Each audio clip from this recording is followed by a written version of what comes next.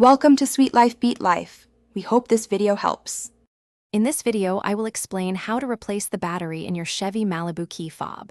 First, identify your specific key fob model to ensure you have the correct battery type. You'll need a small flathead screwdriver and a new CR2032 coin cell battery. Make sure you're working in a clean, well-lit area to avoid losing any small parts. This simple process will have your fob working like new in no time. Now, let's open the key fob. Look for a small slot, usually on the side where the physical key might emerge. Gently insert the tip of your flathead screwdriver into this slot. With a slight twist or prying motion, carefully separate the two halves of the fob.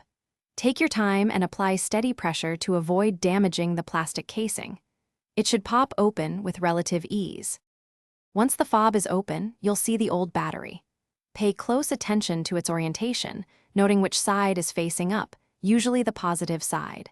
Use your screwdriver to carefully pry out the old CR2032 battery. Now, take your new CR2032 battery and insert it into the compartment, ensuring the positive side faces the same direction as the old one. This is crucial for proper function. With the new battery in place, it's time to reassemble your key fob.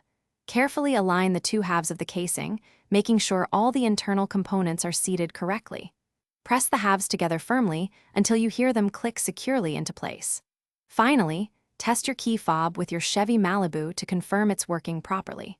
Don't forget to check the description below for a link to the new Kindle Paperwhite and other great deals.